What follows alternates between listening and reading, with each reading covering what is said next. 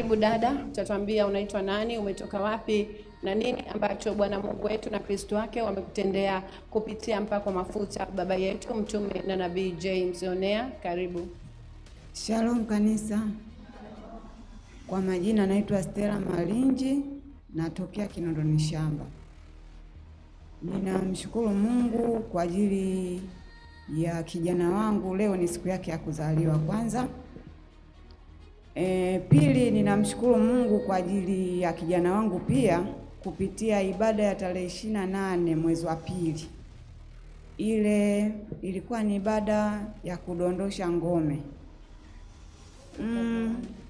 Mtoto wangu alikuwa anasumbuliwa na tatizo la muda mrefu. Alikuwa anatokwa na jasho kwenye miguu na kwenye viganja. Ni muda nilikuwa mwanzo nilijuaga ni kawaida, lakini baadaye nikagundua kwamba sio kawaida. Ninamshukuru Mungu kupitia ile ibada nilimweleza baba kwamba mtoto wangu anapitia hiyo hali na ilikuwa inamsumbua. Hata kama anaandika, unakuta anaandika anafuta maji, anaandika anafuta maji miguuni, akiweka miguu mfano hapo chini unakuta chini pameloana. Nilimweleza baba, alimuombea na alitupa siku 14. Siku 14 kabla hazijaisha ile hali iliisha.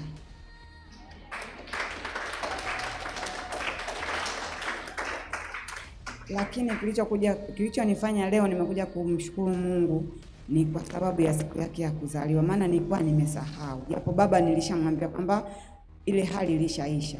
Ila leo nimekuja kumshukuru Mungu kwa sababu ya siku yake ya kuzaliwa pia tarehe 10 mwezi wa 5. Amen. Dada yetu Stella Malinji, umetuambia kwamba kijana wako alikuwa na changamoto ya kutoka maji katika viungo vyake vya mwili ikiwepo miguu na mikono. Na tunatamani kujua kabla tujaendelea mbele, huyo kijana amekuja siku ya leo au bado hajafika? Ndiyo, yupo yule pale Elisha. Kama amefika, kama umefika tunaomba upite mbele. Amen. Wakati kabla sijaanza kumhoji mwenyewe moja kwa moja, kama mama tunatamani kujua hiyo hali ilimsumbua kwa muda gani, na katika hiyo michakato umesema ulichukulia hali ya kawaida. Je, labda uliwaza siku moja kwenda hospitalini au tu kwa sababu ulichukulia hali ya kawaida ukaamua kuachia, lakini kwa kadri siku zinavyoendelea ukaona hilo jambo limekuwa likiendelea ndio ukaamua kuchukua hatua ya kuja kwa mtumishi wa Bwana? Lakini vile vile tunatamani kujua kwa nini ulikuja kwa mtumishi wa Bwana. Karibu. Mwanzo nilikuwa nachukulia kawaida. Sikuwa naelewa kiukweli. Yaani nilikuwa naona tu labda kawaida. Lakini kuna siku moja kuna kijana mmoja alikuja mahali hapa. Akaombewa na baba kwamba alikuwa anasumbuliwa na hiyo hali, kwamba alikuwa anatokwa na jasho kwenye miguu, na baba akamuombea akasema ilikuwa ni roho ya mauti. Na mimi nikagundua kwamba kumbe inawezekana pia na mimi mtoto wangu hii hali sio ya kawaida. Nikaanza kulifuatilia ile swala. Sasa baadaye nikaamua kuchukua hatua na kuja kwa baba kumweleza, na baba akamuombea, ndo akasema hivyo kwamba anampa siku 14. Namshukuru Mungu kabla siku 14 hazijaisha hiyo hali ikawa imeisha. Amen. Na baada ya kukutana na mtumishi wa Bwana baba yetu mtume na nabii James Onea, alimwambia nini au tu alimhudumia? Na baada ya kumhudumia hakusema kwamba labda hiyo changamoto imetokana na kitu fulani? Kama una kumbukumbu vizuri tutatamani vile vile kujua. Karibu. Sina kumbukumbu vizuri, lakini nakumbuka alisema kwamba huyu ni mtoto ambaye ni mtoto wa tofauti. Yaani atatembea mataifa mengi na ana nyota ya uongozi. Kwa hiyo na hiyo ndio ilikuwa shida, kwamba hicho kilikuwa ni kama kizuizi katika maisha yake. Amen. Kijana sogea hapa vizuri. Utajitambulisha, jina lako nani, umetoka wapi, alafu tutaendelea. Karibu. Shalom kanisa. Kwa majina naitwa Elisha Boniface, natokea mahali hapa Kinondoni Shamba. Amen. Elisha Boniface. hiyo hali ilivyokuwa ikikutokea, yamkini wakati uko shuleni, labda ukiwa unaandika, au wakati mwingine wanafunzi wenzako labda walikuwa hawakushangai, au na wewe ulikuwa umechukulia ni hali ya kawaida tu, kama ambavyo mara ya kwanza mamako alichukulia kwamba ni hali ya kawaida? Karibu. Mimi mwenyewe nilichukulia ni hali ya kawaida, kwa sababu nakumbuka nimeanza, yani hiyo hali imeanza kunitokea kipindi bado nipo shule ya msingi. Okay.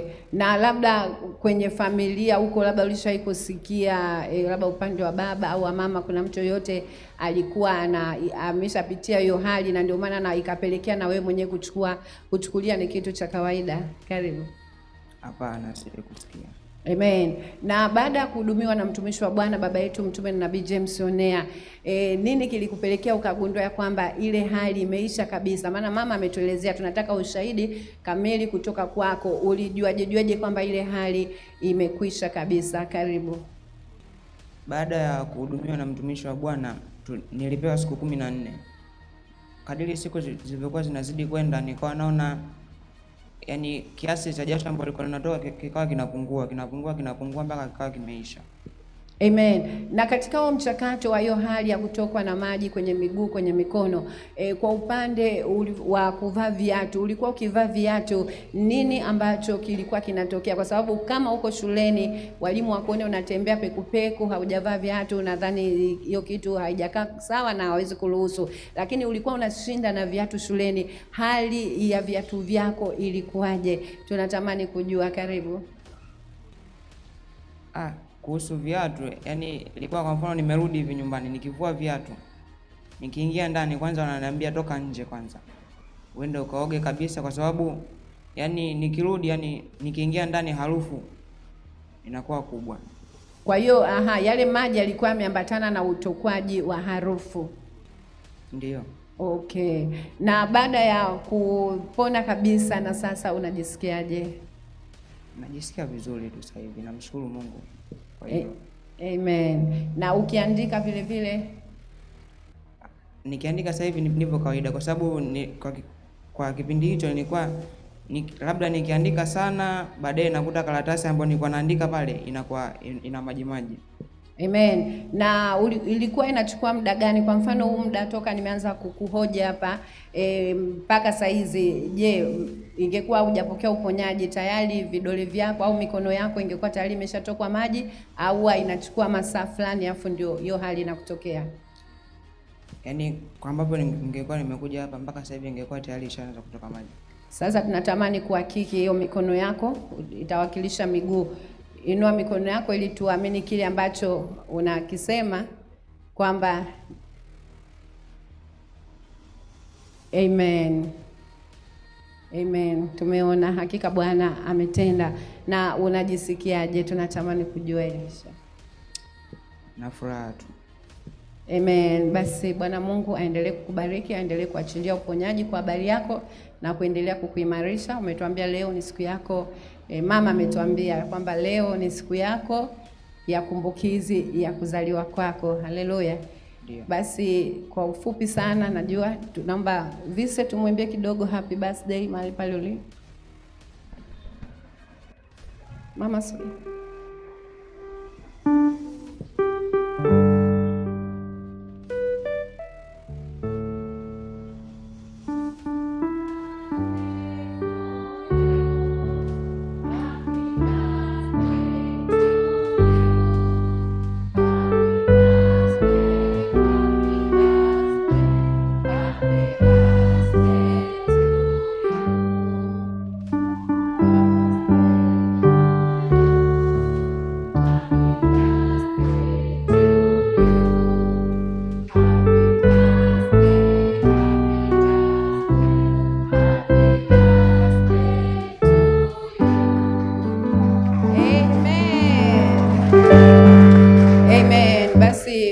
Kama umekuja na sadaka yako kwa ajili ya kumshukuru Mungu kwa siku yako ya kuzaliwa, utaitoa ambapo mtumishi wa Bwana baba yetu mtume Nabii James Onea atakapokuwa anakubarikia.